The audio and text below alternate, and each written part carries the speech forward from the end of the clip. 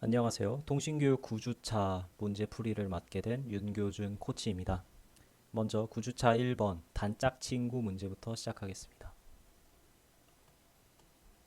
단짝 친구 문제는 N, S, E, W 네 글자로 이루어진 문자열 S가 주어질 때 이것을 둘로 파티션을 해서 두 문자열대로 이동했을 때의 최종 위치가 같게 해야 됩니다. 즉 S1대로 원점에서 시작해서 이동했을 때 이렇게 도착하게 되고 S2도 원점에서 시작해서 이동했을 때 결과가 여기서 끝나게 된다면 우리는 이 문제를 풀게 된 것이고요. 이것이 가능한 파티션이 존재하는지 판별하고 없다면 없다는 것을 리포트해야 됩니다.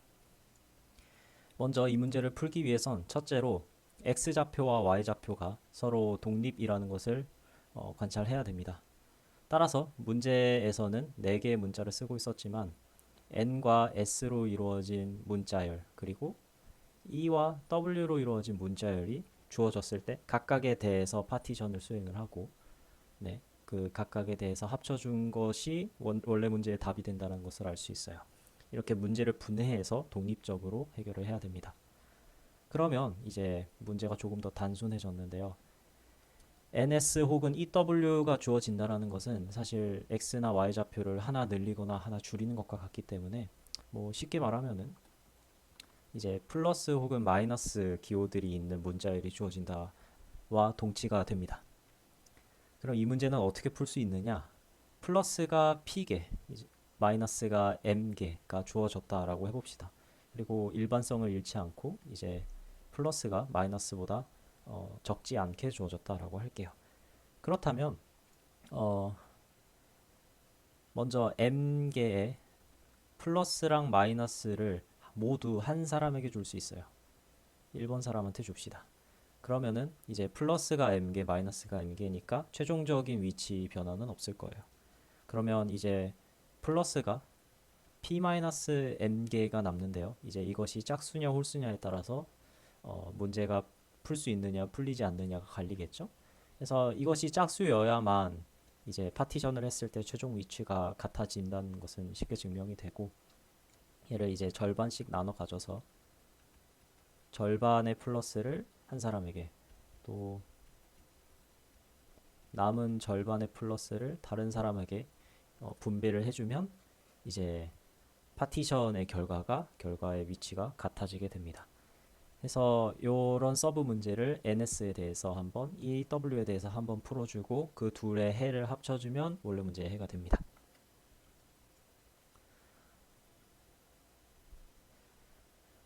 다음으로 2번 해처 모여 문제의 풀이를 설명드리겠습니다. 먼저 문제는 n개의 정수 a1부터 an이 주어집니다. 그리고 여러분은 어떤 기준 x에 대해서 해처 모여를 할 수 있어요. 얘를 최대 40번까지 수행을 할 수 있습니다.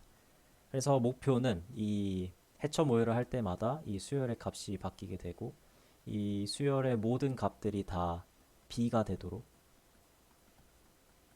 만드는 것이 가능한지 판별하고 가능하다면 그러한 해를 구성해야 합니다.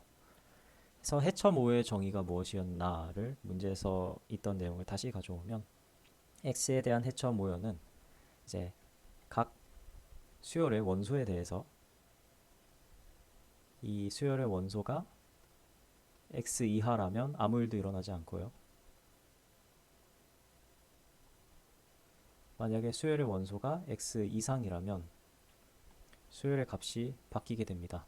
무엇으로 바뀌냐면 이 EX-AI로 바뀌게 되고요. 얘를 시각적으로 표현을 하면 이제 어떤 수직선 위에서 X라는 수를 하나 잡았을 때 AI라는 원소가 X보다 왼쪽에 있으면 아무 일도 안 일어나고 만약에 AI라는 원소가 오른쪽에 있었다면 X에 대해서 점대칭을 해서 수열의 값이 바뀌게 됩니다. 그래서 이 연산을 40번을 사용을 해서 전부 B로 만들어야 되는 것인데요. 먼저 첫 번째 관찰은 해처모여 연산은 그 AI라는 원소의 값의 홀짝성을 바꾸지 않습니다.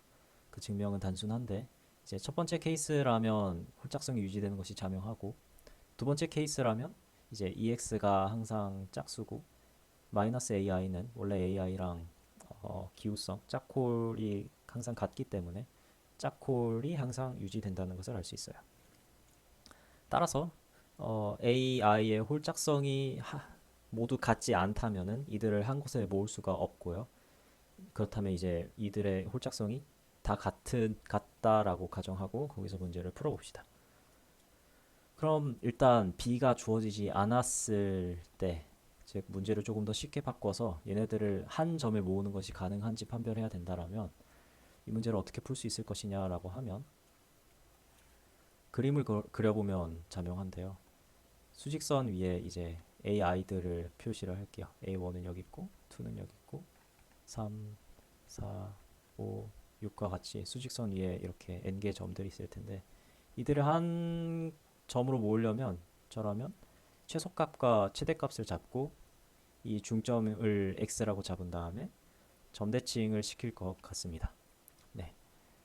이러면은 항상 이제 이 연산을 수행하고 나면 이제 미니멈은 그대로 있을 거고 x보다 큰 쪽에는 수가 하나도 없고 이제 나머지 수들이 여기로 들어가기 때문에 요 길이가 항상 절반으로 줄어든다라는 것을 알 수가 있고요. 또 잘 관찰을 해보시면 우리가 x를 어떻게 잡았냐면 이제 수열의 맥스 값과 민 값을 더한 것의 절반을 x로 잡았는데 이제 기호성이 다 같기 때문에 얘가 이 x가 정수로 잘 잡힌다는 것을 알 수 있어요. 그래서 이렇게 해처 모여 연산을 로그 좌표 크기만큼 수행을 하게 되면 모든 수열의 값들이 미니멈에 다 모이게 될 것이에요. 그래서 수직선 위에서 n개의 점들이 이렇게 주어져 있을 때 민 맥스를 잡고 얘가 민입니다. 중앙을 잡아서 해처 모여하는 과정을 로그 번 반복을 하게 되면 이제 모든 점들이 항상 다 미니멈에 모이게 됩니다. 그럼 이제 우리는 원래 문제인 이 점을 다시 b로 옮길 수 있는가를 봐야 되는데요. 그것은 자명합니다.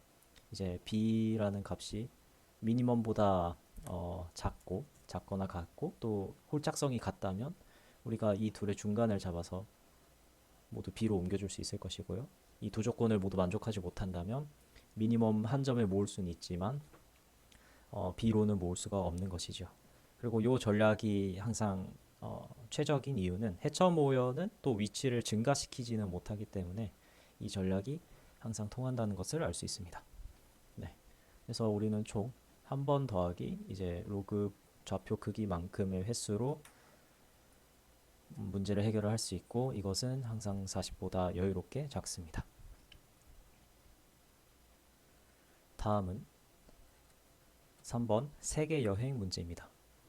이 세계 여행 문제는 에콰도어 그랜드 콘테스트 72번의 2번 문제와 동일한 문제입니다. 문제를 간단하게 소개를 드리면 어떤 방향과 가중치가 모두 있는 그래프가 입력해서 주어집니다. 그때 이제 재화라는 개념이 있는데요. 우리가 쓸 수 있는 그래프 위에서 쓸 수 있는 재화로는 현금이 있고 마일리지가 있습니다. 그때 우리는 이제 최소한의 현금과 이제 제로의 마일리지를 갖고 1번 정점에서 n번 정점으로 이동을 해야 되는데요. 이제 여러 조건들이 있습니다. 먼저 마일리지에서 현금으로 후술해 드리겠지만 항상 교환을 할 수 있고 이 교환비의 상한이 이제 K로 결정이 되어 있고 이 K는 주어지는 상수입니다. 그리고 그래프의 간선은 이제 AI에서 BI로 가중치 CI다의 꼴로 주어지고요. 이 간선이 뜻하는 바는 무엇이냐라고 하면 이제 AI 정점에서 현금을 CI 곱하기 K만큼 지불을 하면 BI로 이동을 할 수가 있고 이 경우 마일리지를 CI만큼 적립을 해줍니다. 그래서 그렇게 마일리지를 적립을 한 다음에 언제든지 어떤 정점에 있을 때는 마일리지를 현금으로 교환을 할 수가 있고요. 정확하게는 어떤 정점 V에서 마일리지를 임의의 실수만큼 원하는 만큼 잡아서 현금으로 교환을 할 수가 있고, 이때 얻는 현금은 DJ 곱하기 X가 됩니다. 근데 이제 조건으로 요 교환비가 항상 K보다 작다라는 조건이 주어져 있어서요. 현금을 쓸 때는 교환비 K로 바뀌는데 마일리지에서 현금으로 바꿀 때는 K보다 작은 교환비로 현금을 얻기 때문에 현금이나 마일리지를 무한하게 얻는 어떤 화수분 같은 사이클은 존재하지 않습니다. 네. 그래서 이런 조건 위에서 이제 1번에서 n번 정점으로 이동하는 최소 현금을 구해야 됩니다. 그래서 우리 차근차근 문제를 해결을 해볼게요. 먼저 모든 정점 쌍에 대해서 뭐 i에서 j와 같이 모든 정점 쌍에 대해서 현금 지불을 최소화하는 최단 경로를 모두 다 계산을 해줍시다. 네, 그래서 이제 i에서 j로 가기 위해서는 최단 경로 길이가 뭐 CIJ다 라고 표현할 수 있게 해봅시다. 이러면 이제 실제로 필요한 현금은 이 최단 경로 곱하기 K가 될 것이고요. 그렇게 최단 경로를 타고 이동을 하면 마일리지는 이제 CI,J만큼 적립이 되게 됩니다. 그러면 현금을 기준으로 이 지불을 최소화하는 최단 경로가 왜 유의미하냐라고 하면은 우리가 이제 간선을 타고 이동을 할 때에는 현금을 항상 지불을 해야 되고 마일리지를 더 쌓기 위해서 현금을 더 써가면서 돌아가는 것이 최적이 되지 않음을 항상 볼 수가 있어요. 왜냐하면 마일리지로 바뀐 것을 다시 현금으로 바꾸는 것은 교환비가 K보다 작기 때문에 항상 손해가 되거든요. 그리고 마일리지가 부족하다고 간선을 이용하지 못하는 케이스도 없고요. 그래서 이런 최단 경로를 구해 놓으면 유의미하다라는 걸 알 수가 있고, 이런 최단 경로는 플로이드 와셜로 이제 정점의 세제곱의 시간 복잡도로 계산을 할 수가 있습니다. 자, 그러면 이제 문제가 좀 더 단순해졌어요. 어떤 완전 그래프가 주어져 있을 때 이제 현금을 지불하고 마일리지로 교환하고를 적절히 수행하면서 n번 정점으로 도달을 해야 되는데요. 이제 이 완전 그래프가 됐을 때 우리가 얻는 장점 중에 하나는 도착하는 모든 정점마다 이제 마일리지를 현금으로 바꾸는 교환하는 행위를 항상 한다라는 가정을 세울 수가 있어요. 만약에 이 교환을 하지 않는 정점을 중간에 들른다면 이제 이 정점을 들르지 않고 바로 간다라고 해석해도 이제 최단 경로의 특성상 손해가 되진 않습니다. 그리고 이 마일리지에서 현금으로 교환하는 과정에서는 항상 두 가지 이벤트 중에 하나가 반드시 발생하는데요. 이것이 제일 중요한데요. 첫째는 어떤 정점에 도착했을 때 가진 마일리지를 모두 현금으로 바꾸는 것입니다. 그러면 이제 마일리지가 최종적으로 0이 되겠죠. 또 다른 이벤트는 어떤 정점에서 출발하기 직전에 교환을 시도를 할 건데 이동하려고 하는 정점으로 가기 위해서 내가 현금이 부족하다면 그 부족한 현금 어치만큼만 마일리지를 현금으로 교환하는 것입니다. 즉 내가 현금이 어떤 델타만큼 모자란다면 마일리지를 K분의 델타만큼 교환을 하는 것이죠. 그러면 현금을 델타만큼 얻을 것이고, 그러면 이제 U에 도착을 할 때 현금이 0이 됩니다. 그래서 항상 저 두 가지 이벤트 중에 하나가 발생함을 볼 수가 있어요. 그 증명은 이 두 가지가 아닌 교환을 수행을 한다면 이제 그 정점이나 그 다음 정점에서 이 교환량을 살짝 늘리거나 줄이는 행위가 손해가 되지 않음을 볼 수가 있고요. 그 살짝 늘리거나 줄이는 걸 계속 반복을 하다 보면 항상 두 가지 이벤트 중에 하나로 수렴한다는 것이 직관적으로 느껴지실 것이고, 엄밀한 증명은 이제 원 문제의 글을 참고하시길 바랄게요. 네, 직접 증명해 봐도 좋고요. 그래서 이제 요 관찰까지 하셨다면 요 2번 이벤트 특징이 도착했을 때 현금을 0으로 만들도록 교환을 한다, 이런 형태이기 때문에 우리는 이제 1번 정점에서 n번 정점으로 가야 되지만 역으로 n번 정점에서 거꾸로 오도록 해를 구성하는 것이 더 쉽겠다라는 생각을 가질 수 있어요. 네. 그래서 이 첫 번째 이벤트는 마일리지가 0이 되고 두 번째 이벤트는 현금이 0이 되니까 다음과 같이 DP를 세울 수가 있겠습니다. 하나는 이제 DI고요. DI의 정의는 정점 I에서 출발할 때를 볼 것이고 이때 마일리지 0에 현금 DI로 n번 정점에 도달할 수 있을 때 그 이 현금 필요한 양의 최소값을 DI라고 정의를 할 것이고요. 이 i도 비슷하게 어떤 정점에 도착했을 때 이때는 현금이 0이고 마일리지가 이 i만큼 있을 때 n번 정점에 도달할 수 있다면 이 필요한 마일리지 양의 최소값으로 정의를 하도록 하겠습니다. 네. 그러면 이제 요 DP 정의를 바탕으로 했을 때 뭐 문제의 답은 자명하게 D1이 될 것이고요. 그 다음에 우리는 dn과 en의 값이 0이라는 사실도 알고 있어요. 그리고 우리는 어떤 아는 값을 바탕으로 새롭게 계산하고 싶은 di나 ei를 항상 계산할 수 있고 이것은 산수로 이루어지겠죠. 뭐 예를 들어서 우리가 ej라는 값을 알고 있고 이 di라는 값을 모를 때 ej로부터 di를 역산하는 방법은 얘의 정의는 i에서 출발할 때 마일리지 0으로 출발하는 것이고 이제 ej 값을 참고하겠다는 것은 ej로 바로 간다는 뜻이거든요. 근데 ej에 도달했을 때 이때 현금이 0이고 마일리지가 ej만큼 필요하다 같은 정보를 바탕으로 해서 di 값을 막 역산해서 계산을 해주면 되겠죠. 네.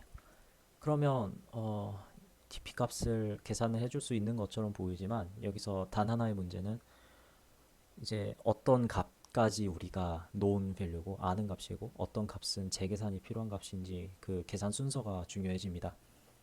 근데 이것은 이제 요 관찰을 하면 자명해져요. 무엇이냐라고 하면 항상 간선을 타고 이동을 하거나 어떤 마일리지를 현금으로 교환하는 행동을 할 때마다 현금 플러스 마일리지 곱하기 K의 값은 증가하지 않습니다. 항상 감소해요. 왜냐하면 이동을 할 때에는 현금 깎인 만큼 마일리지 곱하기 K가 늘어나서 플러스 마이너스 마이너스 플러스에서 제로가 되고요. 교환하는 행동을 하면 마일리지를 깎고 현금을 늘리는데 이제 교환비가 K보다 작기 때문에 이게 최종적으로 마이너스가 됩니다. 그래서 저 값이 증가하지 않기 때문에 역으로 말하자면 이제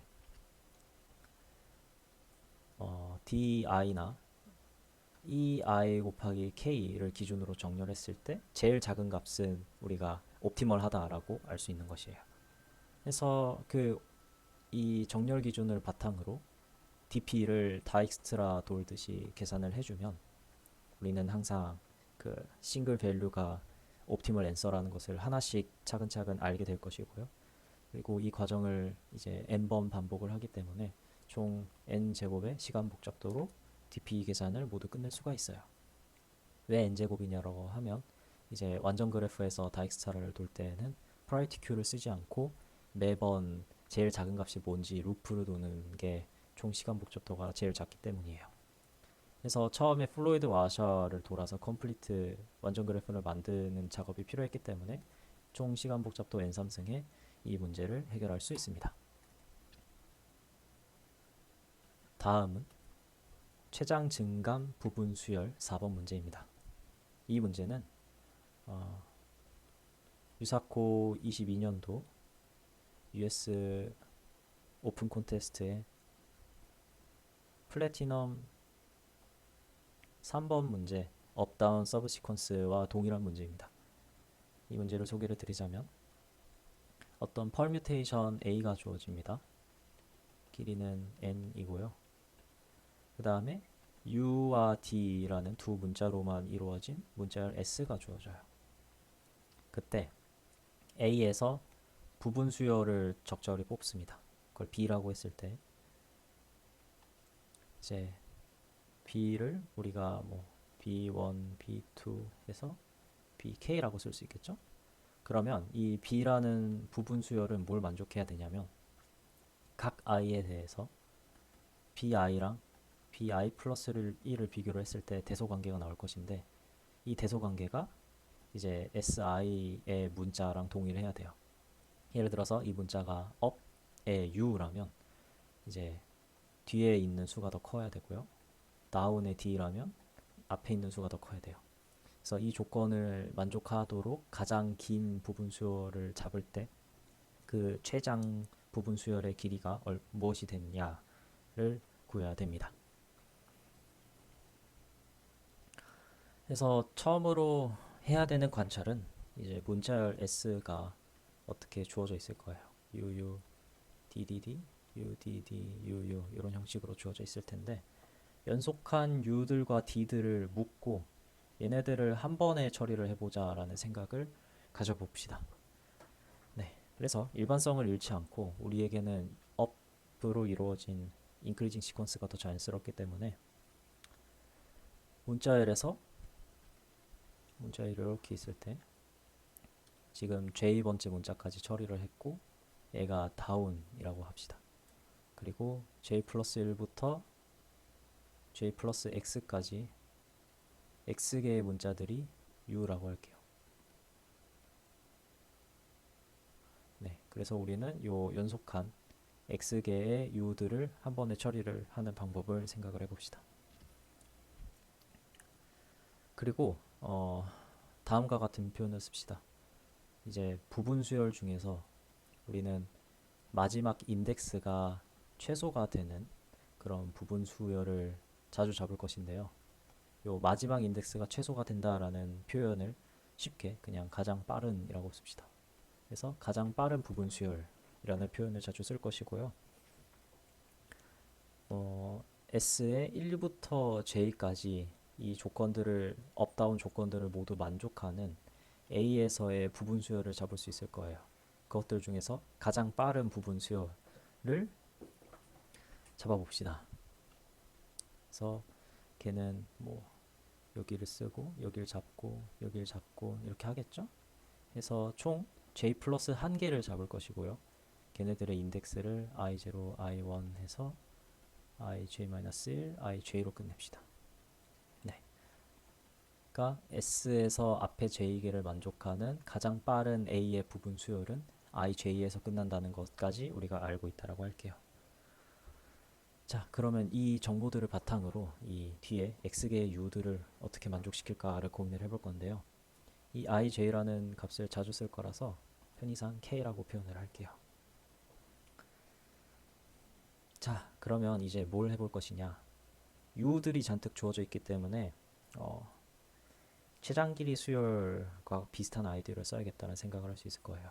그래서 k를 포함해서 k 뒤쪽에 요 영역에 대해서 즉 a k부터 n까지의 그 부분 수열에 대해서 가장 그 인크리징 시퀀스를 구할 건데 길이가 x 플러스 1이 되는 가장 빠른 증가 수열을 잡아봅시다. 그래서 얘를 좀 더 길게 표현을 하면 얘가 n일 거고요. 이제 우리는 여기부터 여기까지에 대해서 길이가 x 플러스 1이 되는 증가하는 부분 수열을 잡아 볼게요. 걔가 여기들을 막 쓴다라고 합시다. 그래서 그 인덱스들을 j0, j1 해서 끝에는 jx, x-1, jx로 끝날 거예요. 그리고 우리는 요 jx를 최소화를 했어요. 최소화를 했고 이 값들은 지금 증가하고 있습니다. 자, 그러면은 이걸 보고 알 수 있는 점은 뭐냐면 우리가 s라는 수열을 이렇게 딱 끊고 그냥 ux개를 만족하기 위해서 제일 빠르게 찾은 게 j라는 수열이잖아요. 따라서 s에서 앞에 요만큼의 j 플러스 x개를 모두 만족하기 위해서는 적어도 이 뒤까지 넘어가야 됨을 알 수 있어요. 즉 jx보다 더 앞에서 끝나는 요 요 j 플러스 x개를 모두 만족하는 부분 수열을 잡을 수는 없습니다. 왜냐하면 조건을 더 완화시켜서 우리가 수열을 찾았기 때문이에요. 그럼 이제 우리가 해야 되는 것은 또 하나 해야 되는 관찰은 무엇이냐면, 만약 이 부분 수열에서 이제 최장 증가 수열을 구했는데 그것의 길이가 만약에 x 플러스 1만큼 충분히 길지 못하다면 우리는 요 뒤의 값들을 더 만족시킬 수는 없을 거예요. 네. 그래서 이 경우에는 답이 j 플러스 그 lis의 길이 마이너스 1이 됨을 자연스럽게 보일 것이고요. 결국 이제 요 두 가지 설명을 다 함축을 하자면, 그래서 이제 증가하는 수열은 잡았는데 앞에 있는 요것들까지 모두 만족하게 수열은 어떻게 잡을 거냐, 이 문제를 풀어야 돼요. 네. 근데 이제 케이스를 나눠봅시다. 첫째로 요 ij라는 값과 인덱스랑 j0라는 인덱스가 일치한다면 그냥 이 세모가 여기에 가 있는 상황이고요. 그 뜻은 우리가 이렇게 색칠한 인덱스 그대로 부분 수열을 뽑으면 요 S의 조건을 만족한다라는 것이죠. 그래서 이 경우는 문제를 해결했습니다. 이제 좀 어려워지는 케이스가 얘네 둘이 일치하지 않을 케이스예요. 일반적인 세모가 여기 있는 케이스겠죠. 자, 얘가 이제 K라고 했고 K부터 시작해서 이제 인크리징 시퀀스를 잡은 건데 이 둘이 다른 거니까 이제 J0는 IJ보다 뒤쪽에 있습니다. 그래서 이 상황을 좀 포멀한 식으로 써볼게요. 식으로 써보면 우리에게 있는 인덱스들은 I0부터 시작을 해서 IJ까지 같고 K랑 같고, 그 뒤로 J0부터 J1 해서 JX까지 있는 거고요. 그 다음에 여기까지는 이제 S의 1부터 J까지 조건들을 만족을 했고, 여기들은 다 인크리징 하는 애들입니다. 근데 하나 관찰을 해야 될 것은, 만약에 이제 AK랑 AJ0랑 요 두 원소의 값을 비교를 했는데 오른쪽이 더 크다라고 하면 이제 K를 요 인크리징 시퀀스 앞에 붙여도 증가하는 수열이 된다라는 것이고, 그러면 우리가 가장 빠른 인크리징 시퀀스를 잡을 때 요 뒤에를 하나 버리고 K를 포함하게 잡아야 됐다라는 뜻이 됩니다. 근데 이것은 모순이 되기 때문에 얘를 만족하지 않을 것이고요. 고로 요 조건을 만족을 합니다. 얘는 다시 쓰면 이렇게 되고요. 그래서 근데 우리가 U라는 조건을 근데 우리가 가정한 게 S에서 J번째 문자가 다운이었다는 것이잖아요. 따라서 이제 전체 인덱스에서 요 IJ를 버리고 J0를 집어넣으면 이제 이 둘을 비교를 하면 이게 다운이었는데 그것보다 더 작은 A0를 우리가 잡을 수 있었다는 거고, 그 뒤에는 계속 증가해 나가고 있는 것이기 때문에 얘를 버려도 다운이라는 조건을 만족할 수 있게 됩니다. 네. 그래서 이렇게 해 구성을 그 가장 빠른 인크리징 시퀀스나 디크리징 시퀀스를 계속 뒤에 붙여 나가면서 계속 해를 컨스트럭트 할 수가 있고요. 그래서 이런 그리디한 전략이 항상 옵티멀하다라는 것을 알 수가 있어요. 그래서 결국 스위핑을 하면서 인크리징 시퀀스나 디크리징 시퀀스를 이제 뭐 셋 같은 자료 구조를 써서 잘 알고 있듯이 계산하는 것을 반복하게 되니까 총 시간 복잡도는 n 로그 n에 이 문제를 해결할 수 있게 됩니다. 네, 마지막 문제, 카탈랑수 일반항 증명하기 문제의 풀이를 설명해 드릴게요. 이 문제는 이제 AGC 에코더 그랜드 콘테스트 72번의 D번 문제와 같은 문제입니다. 이 문제는 n개의 0과 n개의 1로 만들 수 있는 문자열들은 총 en choose n개가 있잖아요. 이 문자열들을 n 플러스 한 개의 그룹들로 분할을 합니다. 균등하게 분할을 해요. 여러분들이 균등하게 분할을 하면 채점 프로그램이 그 n 플러스 한 개의 그룹 중에서 하나를 임의로 선택을 합니다. 해서 그 그룹을 여러분에게 알려주면 여러분은 채점 프로그램과 적절한 인터랙션을 수행해서 그 채점 프로그램이 선택한 그룹에 속하는 문자열을 만들어야 되는데 그 문자열은 어떻게 만드느냐라고 하면 이제 길이가 2n인 빈 문자열을 만들고 채점 프로그램이 빈 두 문자를 골라서 여러분들에게 알려주면 여러분들이 왼쪽이나 오른쪽에 어느 쪽에 0을 넣을 거고 어느 쪽에 1을 넣을 것인지 선택을 하는 과정을 이제 n번을 반복을 합니다. 네, 이렇게 n번을 반복을 하면 문자열이 완성이 되고 이 완성된 문자열이 채점 프로그램이 처음에 골랐던 그 그룹에 속해야만 정답으로 인정이 되는 그런 문제입니다. 네, 그래서 이 문제를 어떻게 풀 수 있느냐라고 하면 되게 뜬금없는 아이디어 하나에서 시작을 하는데요. 어떤 순열 n 플러스 한 개의 순열을 잡아봅시다.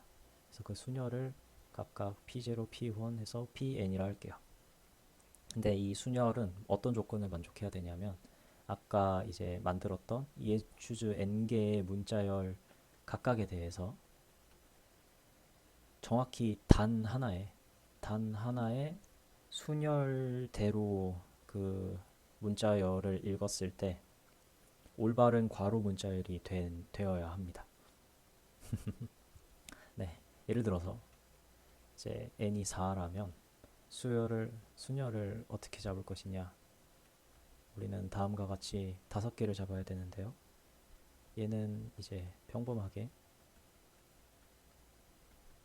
1부터 8까지 순서대로 읽는 순열이고 얘는 1을 맨 뒤로 보낸 것이고요.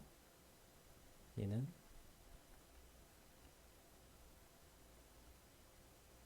조금 특이하게 생겼죠?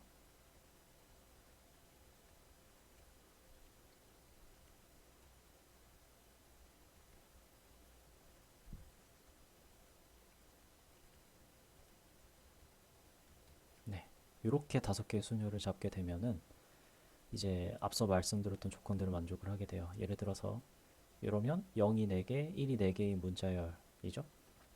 근데 이 문자열에서 0을 여는 괄호, 1을 닫는 괄호라고 생각을 하고 해석을 해볼게요.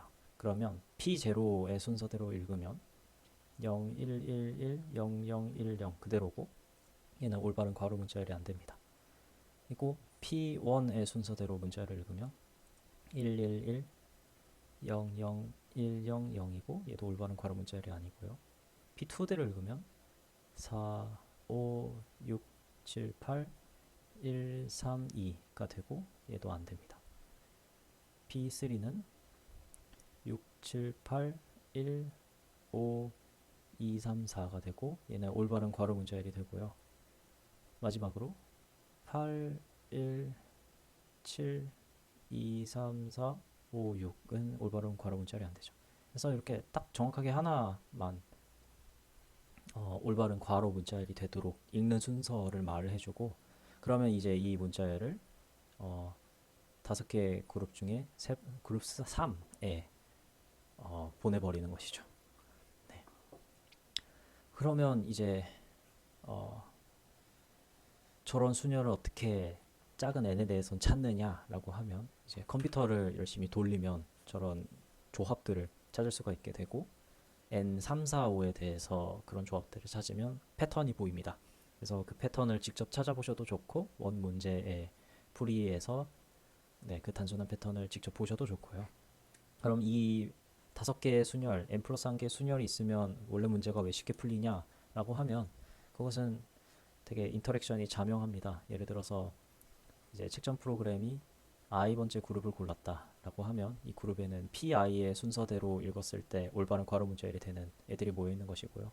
그럼 인터랙션을 어떻게 하면 되냐면 어떤 책점 프로그램이 a번, b번 이렇게 2개를 줬을 텐데 a가 그 순열에서 앞에 등장하고 뭐 b가 순열에서 뒤에 등장하면 앞에 등장하는 쪽에 0, 뒤에 등장하는 쪽에 1을 넣으면 항상 페어에 대해서 0이 먼저 읽히는 꼴이 되고, 이것은 항상 그 순서로 읽었을 때 올바른 괄호 문자열이 되니까 이렇게 완성한 문자열은 그 GI라는 그룹에 항상 속하게 되죠.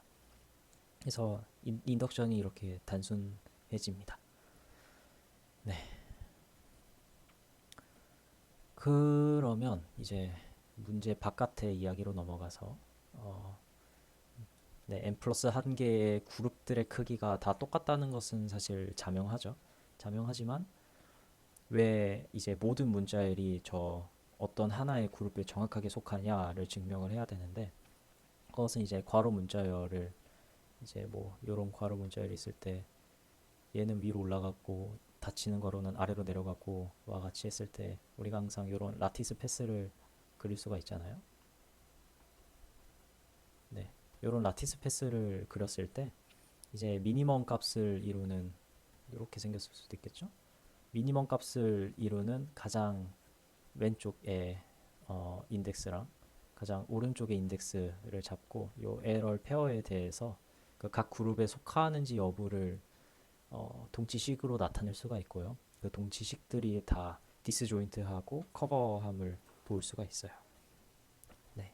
그래서 결국 모든 문자열들이 정확하게 하나의 그룹에 속하고 그 그룹의 크기들이 다 같으니까 각 그룹의 크기는 정확하게 en 추즈 n을 n 플러스 1로 나눈 값이 되고요.